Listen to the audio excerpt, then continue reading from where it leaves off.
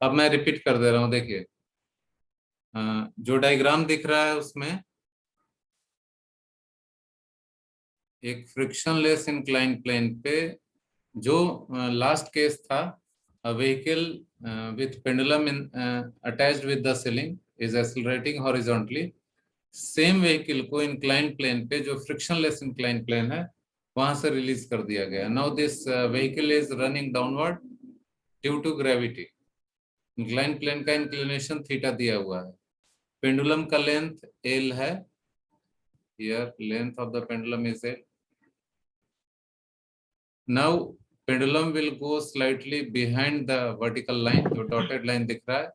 You have to find new time period of this pendulum in this case.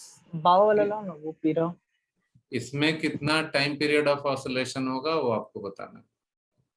Calculate करिए sir. Disabled है sir, message नहीं कर पा रहे सर। अच्छा, एक minute. Now you can see point of suspension का क्या एक्सेलरेशन है, यहाँ पे देखिए। ये है पॉइंट ऑफ सस्पेंशन, और इसका एक्सेलरेशन, चूंकि ये मोशन अंडर ग्रेविटी है, इसलिए ए की वैल्यू हो जाएगी g sine theta. A is equal to g sine theta. देखिए यहाँ पे A will be equal to g sin theta. That is the value of acceleration.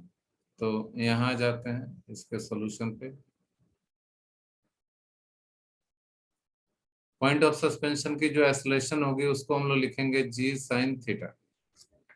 सब लोग एग्री हैं इस बात से? और आप लोग थोड़ा सा सिंप्लीफाई करेंगे अपने अपने कॉपी में, तो ये जो इंक्लाइन प्लेन का इंक्लिनेशन थीटा दिख रहा है, ये पेंडुलम का वर्टिकल के साथ एंगल भी थीटा होगा। ये वाला सेम एंगल पे चला जाएगा वर्टिकल के साथ। वी कैन इवेलुएट और कैलकुलेट ये एंगल उतना ही क्यों होगा।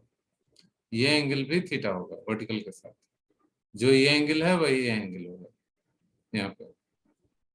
और हम लोगों को निकालना है यहाँ पे जी इफेक्टिव का वैल्यू, यानी जी और ए का रिजल्टेंट।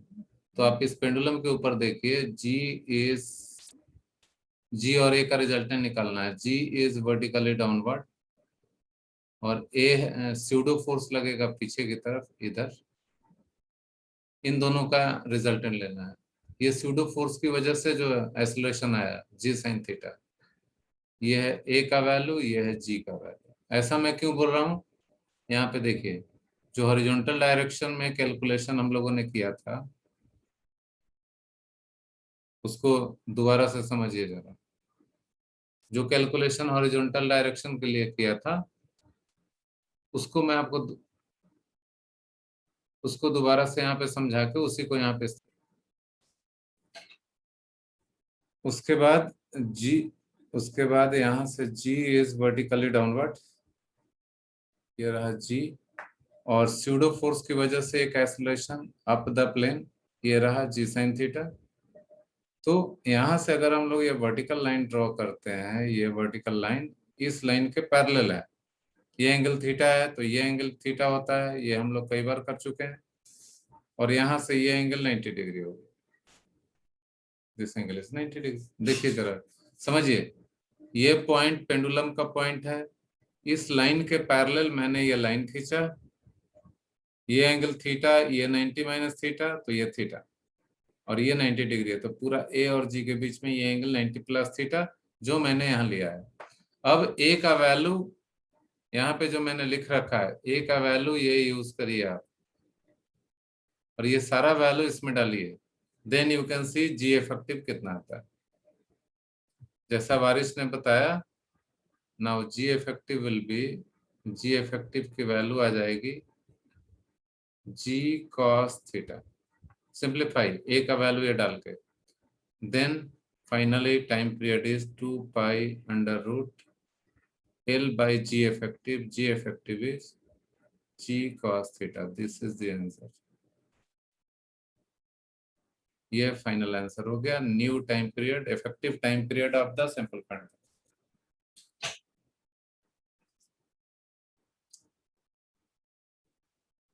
अब आज जो है स्प्रिंग मास सिस्टम यहाँ पे डिस्कस करेंगे। तो टॉपिक का नाम है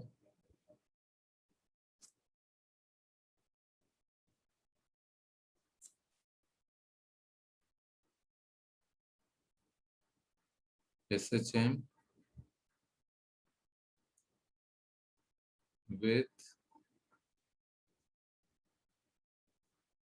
a spring mass system.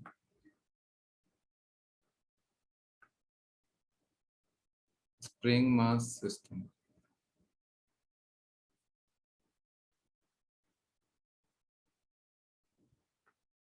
SHM with a spring mass system. तो इसमें दो तरह का केस हो सकता है कि स्प्रिंग मास सिस्टम, पहला देखिए यहाँ पे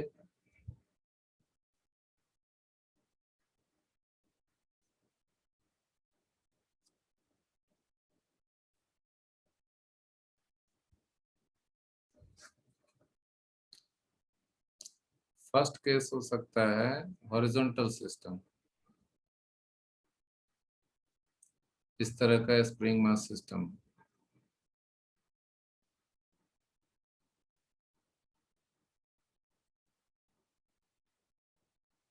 इस तरह का स्प्रिंग मास सिस्टम हो।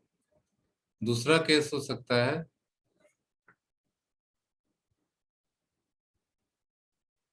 इस तरह का केस हो।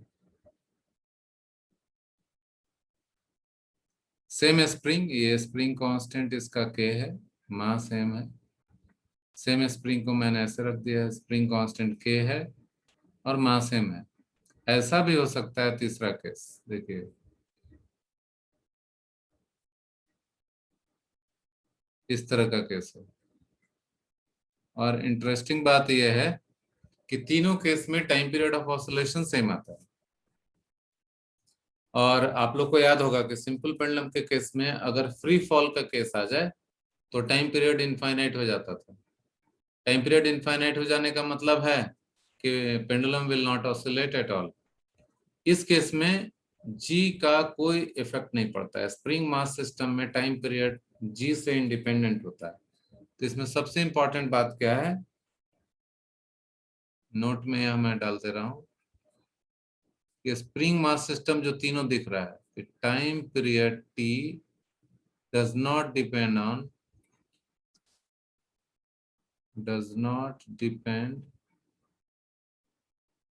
on acceleration due to gravity. Gravity की वजह से इस पे टाइम पीरियड पे कोई असर नहीं पड़ेगा। जो भी टाइम पीरियड होगा that is without gravity. Time period से उसको कोई मतलब नहीं, ये ग्रेविटी से उसको कोई मतलब नहीं। तो ऐसा क्यों होता है? इसमें भी आप दोनों, इन तीनों केस में दोनों मेथड लगा सकते हैं। एक तो फोर्स मेथड हो गया और दूसरा हो गया एनर्जी मेथड। आप ये देखिए कि अगर स्प्रिंग की लंबाई ये नेचुरल लेंथ पे है, if this length of the spring is natural, then इसके ऊपर कोई फोर्स नहीं लगता है। तो ये जो पोजीशन होता है, अभी वाला जो पोजीशन है, अगर इस स्प्रिंग की लंबाई L0 है, L0 represents it's natural length, तो अभी इस पे कोई फोर्स नहीं लग रहा है, इसलिए यहाँ पे इसी को बोलेंगे हम लोग मीन पोजीशन।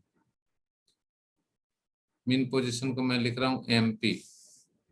इस केस में, सेकंड केस में देखिए, ये जो स्प्रिंग की लंबाई है ये L0 से थोड़ा ज्यादा होगा due to weight of the body.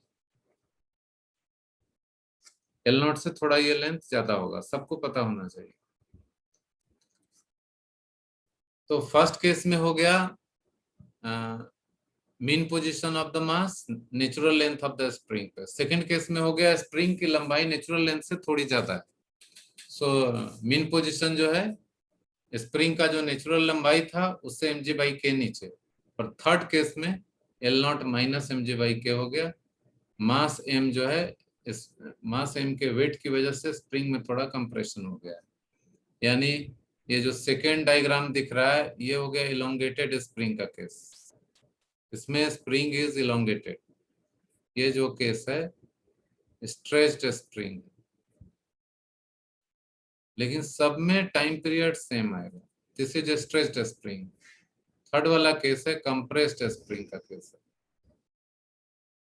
Compressed spring. तो ये चीज डायग्राम में क्लियरली दिख रहा है। अब तीनों में टाइम पीरियड सेम कैसे आ जाता है, ये अभी हम लोग डिस्कस कर रहे हैं। पहला जो केस था वही यहाँ ले रहे हैं।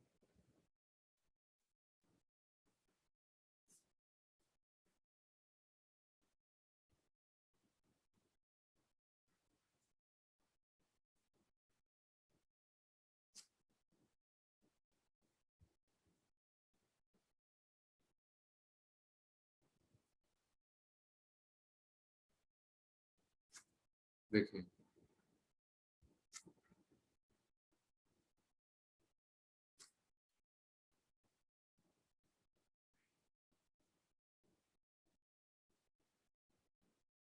ये स्प्रिंग मास सिस्टम हो गया।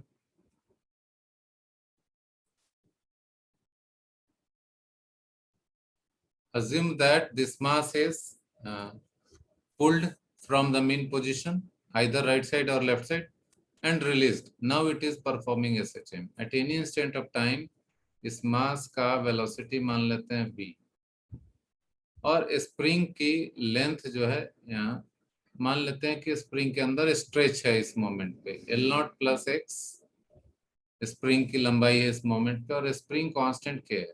तो इस मास पे एक ही फोर्स हॉरिजॉन्टल डायरेक्शन में काम कर रहा है, that is spring force acting towards left. ये आप सभी लोगों को मालूम है कि स्प्रिंग फोर्स अपने नेचुरल लेंथ में वह स्प्रिंग वापस जाना चाहता है, इसलिए स्प्रिंग फोर्स पीछे की तरफ लगे। सो इन दिस कंडीशन ये मास अपने मीन पोजीशन से आगे है, राइट साइड में है, इसको बोलते हैं हम लोग डिस्प्लेस्ड पोजीशन। तो अभी वाले केस में net force on the mass जो लिखेंगे, वेलोसिटी देखिए राइट साइड में है और फोर्स स्प्रिंग फोर्स लग रहा है लेफ्ट साइड में, इसलिए माइनस लिखेंगे, minus of kx। Spring force is negative, और यू कैन से रिटार्डेशन है, spring force is retarding the motion of the given मास, इसलिए माइनस kx लिखा है। और नेट फोर्स की वैल्यू हो जाएगी mass into acceleration, m into dv by dt। तो m into dv by dt की वैल्यू हो रही है माइनस kx। तो यहां से देखिए एक्सेलरेशन कितना आ गया, so acceleration is minus k by m into x. ये हो गया एक्सेलरेशन। ये SHM का जो बेसिक इक्वेशन है उससे मैच कर रहा है। Therefore this equation proves that motion is simple harmonic motion with omega square k by m. So omega is under root k by m. Here k is a spring constant. So omega is under root k by m. Therefore, time period of SHM is 2 pi under root m by k. Time period जो हो गया m by k. Time period of SHM is 2 pi root over m by k. किसी भी point पे इसमें अगर doubt लग रहा है तो अभी आप बता सकते हैं। यानी लिफ्ट के अंदर सिंपल पेंडुलम है और एक स्प्रिंग मास सिस्टम है, तो स्प्रिंग मास सिस्टम के टाइम पीरियड पे कोई असर नहीं पड़ेगा अगर लिफ्ट के अंदर फ्री फॉल हो जाए। अगर लिफ्ट का केबल ब्रेक हो जाए तो सिंपल पेंडुलम स्टॉप हो जाएगा, उसका ऑसिलेशन बंद हो जाएगा। मगर इस पे जो है ऑसिलेशन बंद नहीं होगा, स्प्रिंग मास सिस्टम का टाइम पीरियड पे कोई असर नहीं पड़ेगा, उतना ही देगा। तो कभी कभी क्वेश्चन ये पूछा जाता है कि मैकेनिकल वॉच जो होती है, जैसे पहले जो घड़ी होती थी रिस्ट वॉच, उसमें एक स्प्रिंग लगा होता था, उसको टाइट करने से क्या होता था, चाबी टाइट करने से उसके अंदर पोटेंशियल एनर्जी स्टोर हो जाती थी और दिन भर घड़ी उससे चलती रहती थी, बैटरी लगाने की जरूरत नहीं पड़ती थी। That is called mechanical watch. Mechanical energy use होता था घड़ी को चलाने के लिए, तो वो स्प्रिंग पे बेस्ड है। इसी तरह का सिस्टम हो गया, उसका टाइम पीरियड स्प्रिंग पे बेस्ड है, तो जी पे डिपेंड नहीं करेगा। लेकिन नॉर्मल जो सिंपल पेंडुलम पे बेस्ड है वो घड़ी बंद हो जाएगी फ्री फॉल में। सैटेलाइट के अंदर जो रिस्ट वॉच है मैकेनिकल वॉच, वो बंद हो जाएगी। सॉरी, सैटेलाइट के अंदर सिंपल पेंडुलम से हम लोग एक्सपेरिमेंट करेंगे तो चालू नहीं होगा, वो ऑसिलेट ही नहीं करेगा। लेकिन जो घड़ी स्प्रिंग पे बेस्ड है, जैसे कि रिस्ट वॉच है जिसमें बैटरी नहीं लगा हो, सिर्फ स्प्रिंग लगा हो, वो काम करेगा, क्योंकि वो जी पे डिपेंड नहीं करता है। जी 0 भी हो गया तो उसको कोई मतलब नहीं। It will give correct time even inside the satellite. लेकिन सिंपल पेंडुलम का एक्सपेरिमेंट आप सैटेलाइट के अंदर करेंगे तो ऑसिलेट ही नहीं होगा। ये फोर्स मेथड था। अभी यहाँ पे एनर्जी मेथड से सेम एसएचएम को हम लोग सॉल्व करें तो या प्रूफ करें तो देखिए कैसे। Now we are using energy method. Energy method का फायदा क्या है कि टोटल एनर्जी आप लिख दीजिए पूरे सिस्टम का and then differentiate with respect to time. जो इक्वेशन आएगा उसको टाइम के रिस्पेक्ट में डिफरेंशिएट कर दीजिए, अपने आप ही एक्सेलरेशन वाला इक्वेशन जनरेट हो जाएगा। देखिए पहले मैं यहाँ लिख रहा हूँ total energy. Total energy of the system is kinetic energy of the block half mv², जिस समय ये डायग्राम दिख रहा है उस समय, and potential energy of the spring half kx²। यही है total energy and this total energy is actually constant. This is constant. Now differentiating this equation with respect to time.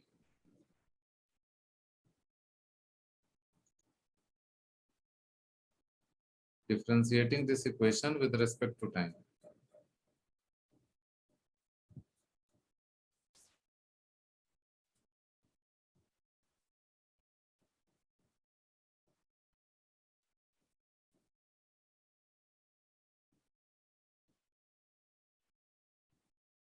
Differentiate differentiate करते ही acceleration का equation आ जाएगा।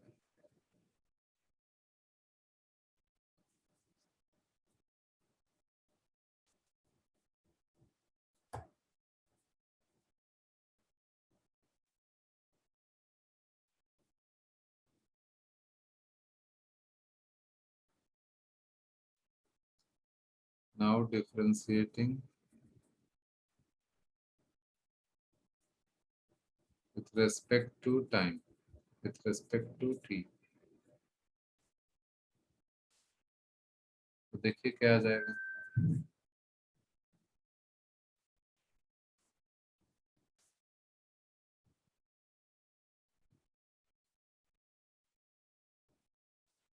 RHS तो constant है तो 0 हो जाएगा। हाफ mv² को t के रेस्पेक्ट में डिफरेंशिएट करेंगे तो इक्वेशन पे आएगा m/2 as it is, v² हो जाएगा 2v by applying chain rule and dv/dt। Half kx² में k/2 अलग हटा दिया, x² को डिफरेंशिएट करेंगे तो 2x and then dx/dt chain rule. किसी को दिक्कत है तो पूछ सकते हैं। RHS 0, dx/dt rate of change of x of this mass, displacement of this mass. ये जो मास दिख रहा है इसका rate of change of x से वेलोसिटी मिल जाएगा। यानी यहाँ जो dx/dt दिख रहा है दिस इज वेलोसिटी। ये कैंसिल इस v से, ये कैंसिल इस v से हो गया और उसके बाद 2 भी कैंसिल हो जाएगा।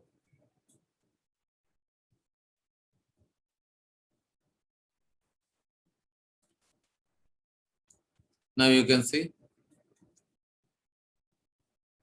फाइनल इक्वेशन क्या आ रहा है, dv/dt इक्वल्स -k/m और x बच गया। सेम एक्सप्रेशन जो यहाँ पे आया था। देखिए you are getting this expression, same expression जो यहाँ है। Therefore SHM। तो एनर्जी मेथड का यही फायदा है कि आपको टोटल एनर्जी लिख देना है। टोटल एनर्जी लिखिए और सिंपली डिफरेंशिएट, सिंप्लीफाई करते जाइए। अभी जो केस हम लोगों ने डिस्कस किया ये हॉरिजॉन्टल सरफेस पे था स्प्रिंग मास सिस्टम का ऑसिलेशन और फ्रिक्शन नहीं था कहीं पे। अगर सेम स्प्रिंग को हम लोग ऐसा कर देते हैं, उसी स्प्रिंग को वर्टिकल सीलिंग से लगा देते हैं इस तरीके से, तब देखिए क्या हो जाएगा। स्प्रिंग में इनिशियली उसमें स्प्रिंग में इनिशियली कोई इलोंगेशन नहीं था, और यहाँ पे स्प्रिंग में इलोंगेशन है। शुरुआत से ही स्प्रिंग के अंदर इलोंगेशन रहेगा इस केस में। तो हम लोग के कैलकुलेशन पे कोई असर आएगा कि नहीं आएगा, ये ध्यान देने वाली बात है और इम्पॉर्टेंट बात है। इस बात को सब लोग समझ के याद रखिए। देखिए, ये जो स्प्रिंग ले रहे हैं, इस स्प्रिंग में ऑलरेडी इलोंगेशन है बिगिनिंग में ही। इसका मीन पोजीशन mg/k से नीचे गया हुआ है। अब क्या है कि इस मास को थोड़ा सा डिस्प्लेस करके छोड़ दिया गया। अभी हम लोग डिस्कस करने जा रहे हैं फोर्स मेथड, और फिर एनर्जी मेथड भी डिस्कस करेंगे। पहला मेथड फोर्स मेथड। देखिए, सपोज इस मास को डिस्प्लेस करके छोड़ दिया गया। Now it is performing SHM. अभी एसएचएम कर रहा है। किसी इंस्टेंट पे इसकी वेलोसिटी मैं ले रहा हूँ v, velocity of the mass is v, और ये जो टोटल लंबाई है स्प्रिंग की, ये जो टोटल लंबाई है, ये हो गया L0 plus y, L0 plus y0 plus y ले सकते हैं, या L0 प्लस वाई ले सकते हैं। L0 plus y0 plus y ले लीजिए तो क्लैरिटी रहेगी। ऐसा क्यों ले रहे हैं? y0 क्या बता रहा है यहाँ देखिए, y0 क्या इंडिकेट कर रहा है। ये स्प्रिंग मास सिस्टम है। ये स्प्रिंग की लंबाई इक्विलिब्रियम की स्थिति में L0 प्लस y0 थी। y0 is elongation of the spring when mass m is in equilibrium. In equilibrium आप सभी को मालूम है कि mg जो है स्प्रिंग फोर्स से बैलेंस होता है। तो यहाँ से y0 की वैल्यू आ गई mg/k, y0 की वैल्यू आ गई mg/k।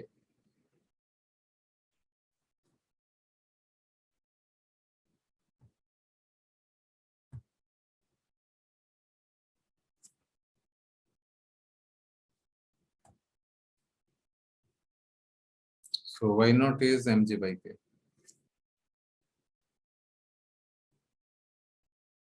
mg/k। तो इस केस में यहाँ जो दिख रहा है L0 प्लस y0, तो ये इक्विलिब्रियम के टाइम का लेंथ है। प्लस वाई ऐड करने का मतलब है कि ये मास को डिस्प्लेस करके छोड़ दिया गया, और ये मास अपने मीन पोजीशन से फर्दर वाई नीचे गया हुआ है। यानी अभी की स्प्रिंग की लंबाई इतनी है, L0 plus y0 plus y. Equilibrium के टाइम पे स्प्रिंग की लंबाई थी L0 प्लस y0 ओनली। तो डायग्राम समझने में दिक्कत नहीं होनी चाहिए। किसी को कंफ्यूजन तो नहीं है इसमें? जल्दी बताइए। चूंकि यहाँ पे हम लोग फोर्स मेथड अप्लाई कर रहे हैं, तो we will write net force on the given mass. Spring force ऊपर की तरफ लगेगा। कलर चेंज कर देते हैं, चलिए। इस केस में spring force will act in upward direction. Spring force और mg will act in downward direction, mg, and displacement is also in downward direction, y भी है downward direction, y is also in downward direction। तो net force on the block अब भी लिखेंगे, net force equals mg minus spring force, mg minus spring force.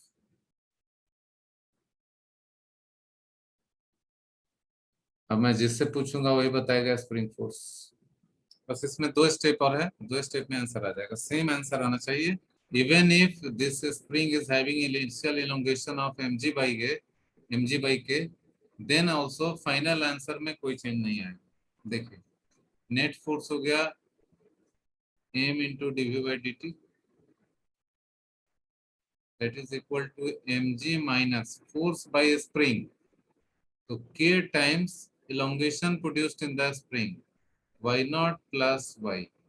Suppose elongation नहीं रहता, compression रहता, तो उस हिसाब से यहाँ का वैल्यू चेंज होता।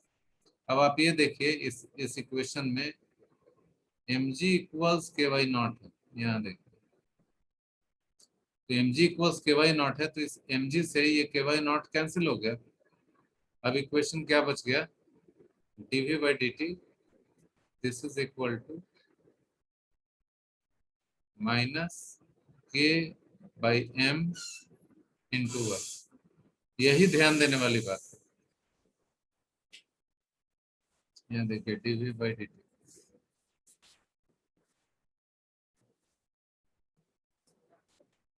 इसी बात पे ध्यान देना है। इलोंगेशन रहते हुए भी ये इक्वेशन सेम आ गई, therefore this represents equation of SHM। Equation में कोई चेंज नहीं आया, सेम इक्वेशन आ गया।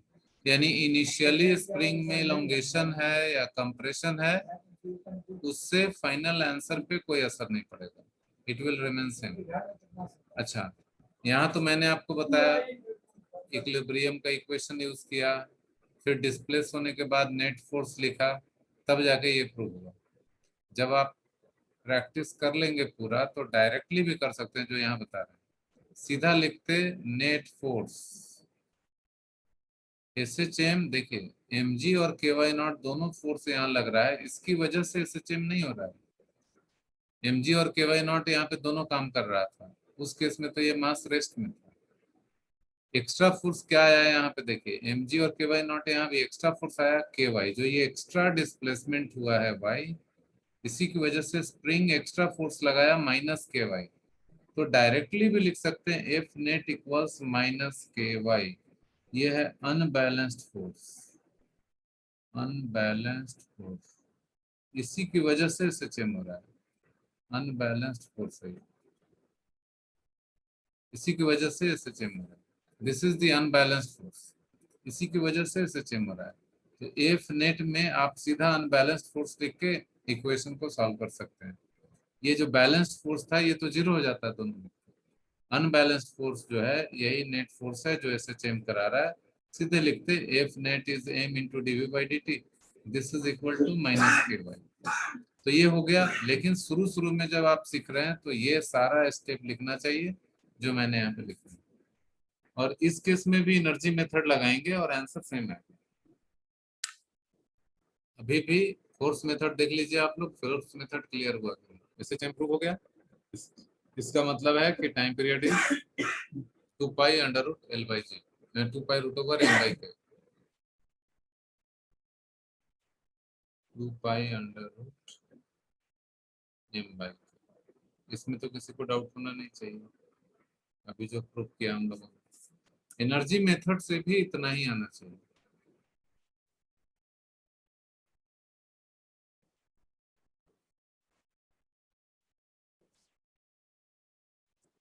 अब इसको कर रहे हैं हम लोग एनर्जी मेथड से।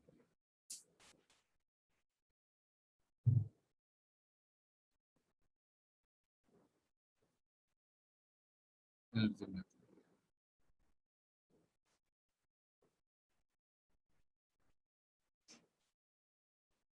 तो जैसा पहले था, एनर्जी मेथड में किसी पॉइंट को रेफरेंस लाइन मानेंगे, क्योंकि पोटेंशियल एनर्जी लिखने के लिए रेफरेंस लाइन चाहिए।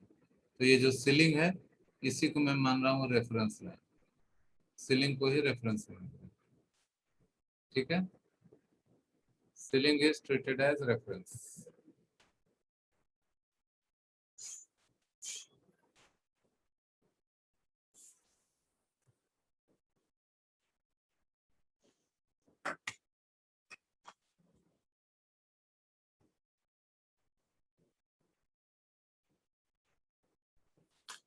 आवाज नहीं जा रही है क्या?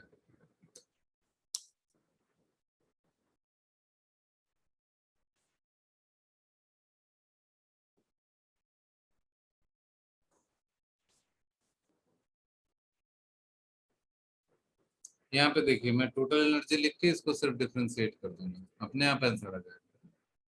टोटल एनर्जी इक्वल ब्लॉक का काइनेटिक एनर्जी हो गया हाफ mv², और स्प्रिंग का potential energy half kx², half के, जितना इलोंगेशन है y0 plus y, total elongation.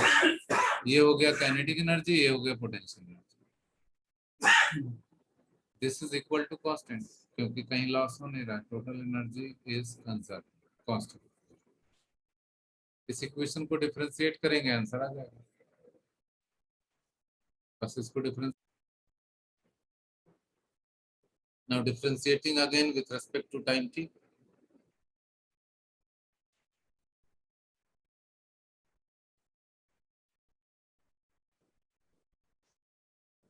differentiating with respect to t, देखिए क्या होगा, m/2 2v dv/dt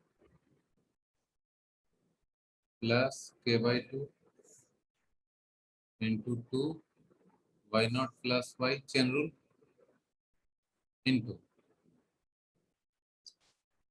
dy0/dt plus dy/dt। इस पे ध्यान दीजिए, ये चेन रूल यहाँ पे लगाया गया है, मतलब इस पूरे को y0 प्लस वाई के रेस्पेक्टिव डिफरेंशिएट किए और फिर y0 प्लस वाई को टाइम के रेस्पेक्टिव डिफरेंशिएट किया और RHS हो गया 0। RHS है 0। देखिए किसी को कंफ्यूजन तो नहीं होना चाहिए। 2 कैंसिल, इधर 2 कैंसिल। अब इक्वेशन आ रहा है एम भी dv/dt और इक्विलिब्रियम की वजह से ऑलरेडी हम लोग के पास इक्वेशन है mg इक्वल्स के y0। This is equation number 1 equilibrium के लिए। और equilibrium initially this plus k into y0 plus y, k into y0 plus y और dy0/dt तो हो गया 0 क्योंकि y0 कांस्टेंट क्वांटिटी और dy/dt तो हो गया v, this is equal to 0। अब यहाँ देखिए k y0 प्लस y यहाँ पे आ रहा है और पोटेंशियल एनर्जी रह गया है। हम लोगों ने जो टोटल एनर्जी लिखा है इसमें एक टर्म छूटा हुआ है पोटेंशियल एनर्जी, तो करेक्शन यहीं पे कर देते हैं, इसलिए गड़बड़ हो रहा है। ठीक है, यहाँ पे मैं करेक्शन करता जाता हूँ। ये हो गया काइनेटिक एनर्जी, ये हो गया potential energy of the spring. Potential energy of block हम लोगों ने छोड़ दिया, तो यहाँ पे इसको एडजस्ट कर लेते हैं, कोई दिक्कत नहीं है,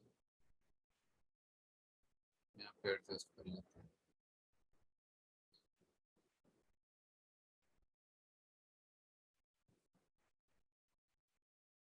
यहाँ पे लिख देते हैं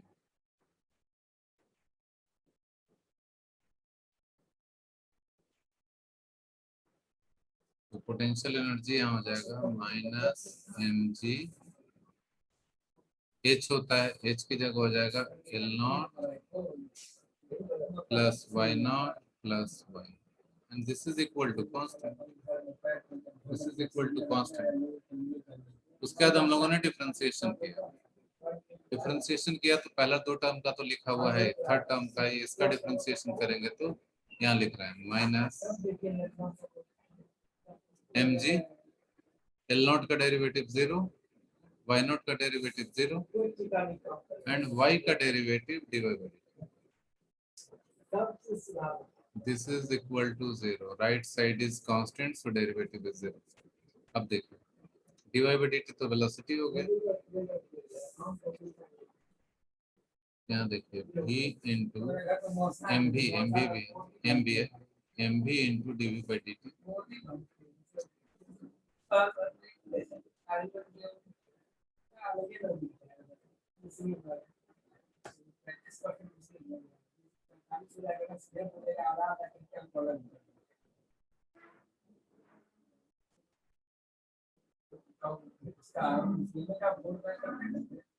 यहाँ पे हो जाएगा एम इंटू भी dv/dt प्लस के y0 plus y dy0/dt 0 dy/dt भी minus mg into dy/dt is भी। तो फाइनल एक्सप्रेशन यहाँ पे मैं लिख रहा हूँ, देखिए क्या है, सब लोग ध्यान दीजिए, एम बी dv/dt प्लस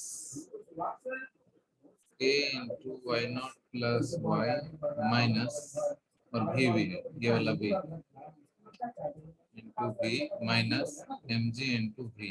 तो v तो यहाँ से कैंसिल होगा, v ये कैंसिल, आर एच एस 0। अब एक्सप्रेशन आ गया m into d v by d t plus k into y not plus y minus m g is 0। अब यहाँ देखिए m g equals k y not, m g जो है k y not से cancel. Now we have equation d v by d t is equal to minus k by m into y. Therefore, it is representing equation of system. Same expression we are getting.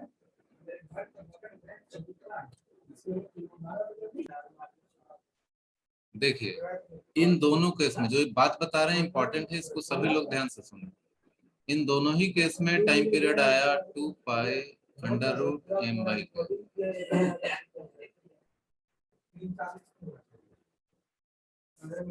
ऐसा है, दोनों ही case में time period same आ गया। फर्क क्या है, इसके अंदर इनिशियल एलोंगेशन कुछ भी नहीं है फर्स्ट डायग्राम में। सेकंड डायग्राम में there is initial elongation of y not. इस फर्स्ट केस में स्प्रिंग फोर्स नहीं लग रहा है, सेकंड केस में स्प्रिंग फोर्स इज एक्टिंग। देखिए इसमें mg भी लग रहा है, अभी इक्विलिब्रियम है, और ऊपर की तरफ एक स्प्रिंग फोर्स भी लग रहा है, that is k y not. This k y not is equal to mg। लेकिन इस y नॉट का या mg का टाइम पीरियड पे कोई फर्क नहीं दिखा है, टाइम पीरियड पे कोई असर नहीं हुआ इसके से, सभी लोग देख सकते हैं। देयर इज नो इम्पैक्ट, कोई फर्क नहीं पड़ा टाइम पीरियड पे, it is same.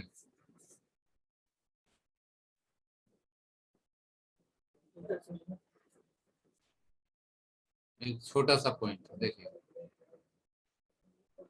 Time period जो है यहाँ पे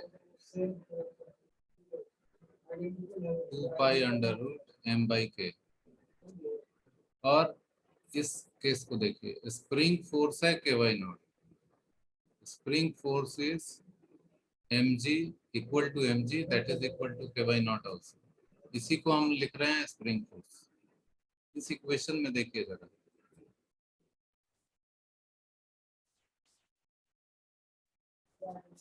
ये mg है और ये के वाई नॉट। स्प्रिंग फोर्स में हम mg और के वाई नॉट को यूज करें, और यहाँ m बाई के है, यहाँ देखो m अपॉन के है। तो m अपॉन के जो इक्वेशन आ रहा है यहाँ आ रहा है, किसकी वजह से आ रहा है, वाई नॉट बाई जी से आ रहा है। Y not by g is equal to m by k. तो जरूरत पड़ने पे m बाई के को चेंज करके हम लोग वाई नॉट बाई जी में भी बदल सकते हैं, और इस तरह के केस में इनिशियल एलोंगेशन भी मालूम कर सकते हैं अगर m और k दिया हुआ है।